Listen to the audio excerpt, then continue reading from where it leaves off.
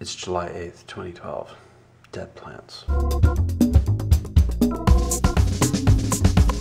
That time of the year when the flowers, pot plants outside, take a dive. Too gray, too cold, too damp out. That one there was flowering all through the winter and the last few weeks of this infernal fog. I've done it in. I guess it's just not getting enough direct sunlight.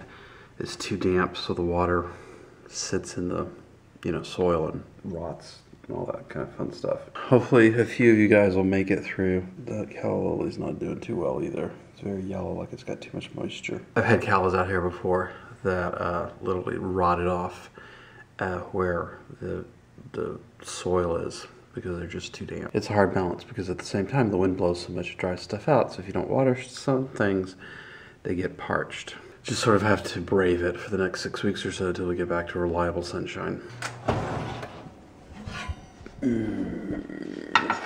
Time for breakfast. Some fresh strawberries, some fresh banana bread that our friend Jan made, a little butter.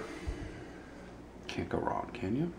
It's the time of the month when Starbucks brings out new reserve coffees. They just released a new Oahu coffee. It's kind of unusual. I don't know that I've heard of coffee growing on Oahu before.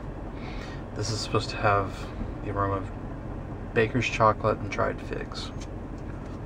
Pretty good. Not quite at the level of the Galapagos from last month, but not bad. And the woman who helped me is saying that the Malawi, which is still around, it must not have been very popular, is worth trying iced.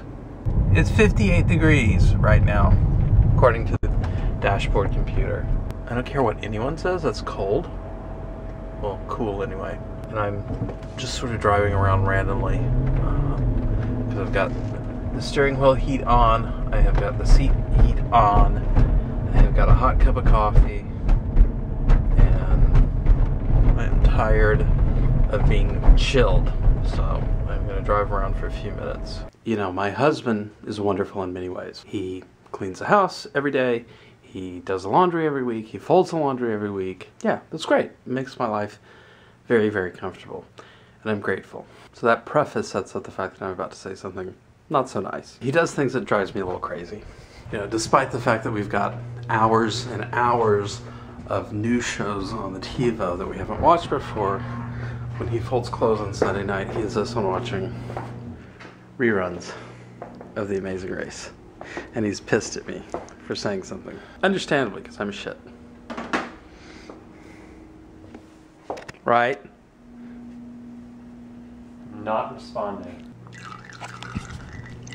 No, the espresso machine's not incontinent. We're just doing a descale. What that means is you have to fill up the water container thingy with this descaling solution and then water, and then the machine runs it all out and heats it up. The whole process takes about half an hour. You have to do it when the machine says you have to do it. So it's about twice a year, something like that. A couple of weeks ago, HBO debuted a new series, Newsroom, from writer Aaron Sorkin. Now, Sorkin is one of my favorite writers working in television today. I still consider his show The West Wing one of the best ever on TV. I love the way he writes. I love the way his characters snap off dialogue, the way they use facts and figures. To me, the mark of intelligence, and I find that very desirable. So I was looking forward to the debut, and I have to say the pilot fulfilled my expectations. It's one of the best things I've seen on TV in a long time. The opening few minutes of the series are brilliant. It's about a fictitious news program starring Jeff Daniels as the anchor, who has this reputation for being, affable and everyone likes. There's a joke that he is the Jay Leno of anchors. So the show opens where he's doing an appearance at a college, talking to a large audience, taking questions, etc. And this bubble-headed blonde sorority girl gets up and asks why America is the greatest country in the world. You can tell he's kind of riled up and he doesn't want to answer, but he gets pressed to answer, and he finally says, we're not. And cites facts. We're 7th in literacy, 27th in math, 22nd in science, 49th in life expectancy, 178th in infant mortality, 3rd in median household income, number 4 in labor, and number 4 in exports. The only thing that we lead the world in are 3 categories: number of incarcerated citizens per capita, number of adults who believe angels are real, and defense spending, where we spend more than the next 26 nations combined, 25 of whom are allies. I love it. not because it bashes the US, but because it doesn't adopt this delusional sense that this country is better than others. If you've traveled outside of the US, you know that's not true. There are plenty of places in the world that are better than the US, that are more desirable, that have higher standards of living, that are just more pleasant. And I hate that few people in the public eye tell the truth. So I love the show. I've been meaning to talk about it for the past few days. But today I realized that HBO has the pilot up here on YouTube, and anyone can watch it for free. You don't have to be a subscriber. See, right here. So I think you need to go watch it. It's great writing, great acting, just great television.